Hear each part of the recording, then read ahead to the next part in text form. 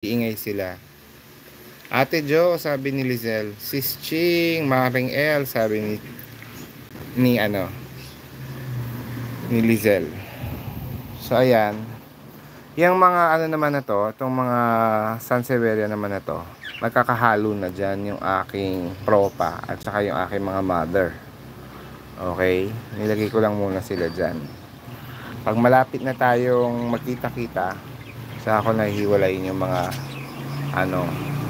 yung mga babies. Ayun pala, yung section na yun, yung ilalim nito, pwede pa ako maglagay dun ng mga sunset ulit kasi naaarawan naman dun sa part na yun pag galing dun sa area. Ang araw kasi galing dun, paikot ng ganyan, pa ganyan.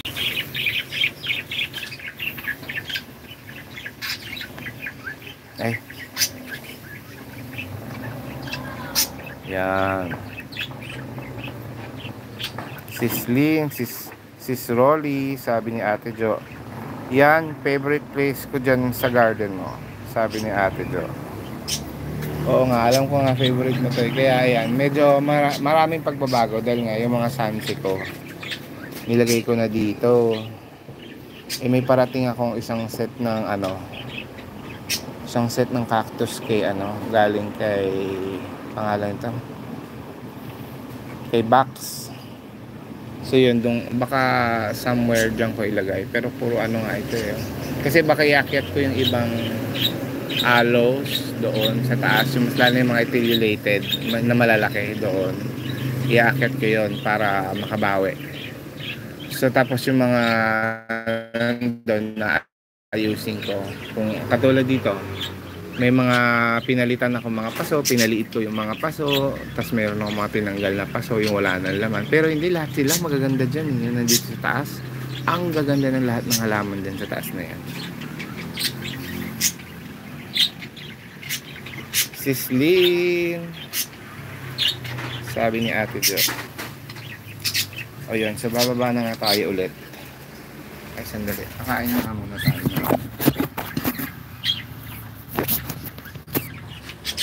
Papakain ako ng mga birds.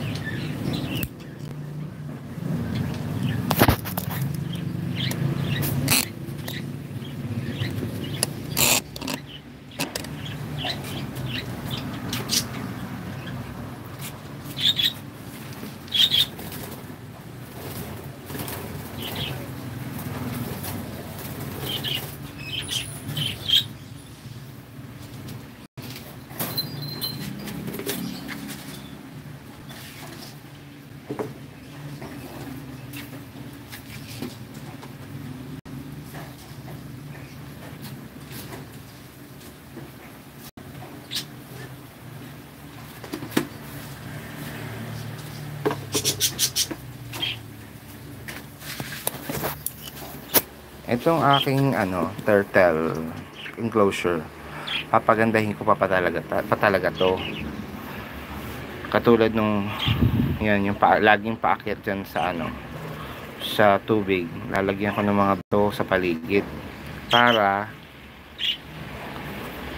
hindi madaling madumihan yung pond nila. Tapos yung pond nila, plano kong gawan niya ng running water para hindi rin ng mga lamok.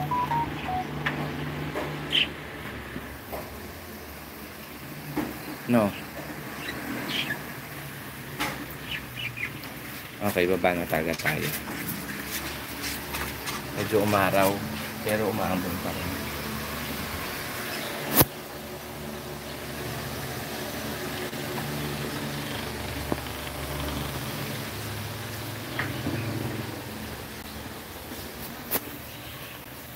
Sa ko,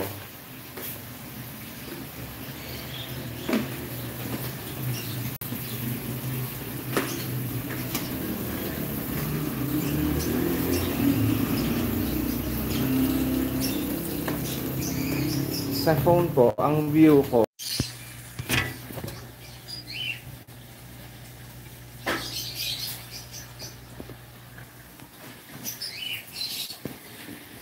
Ayan oh, your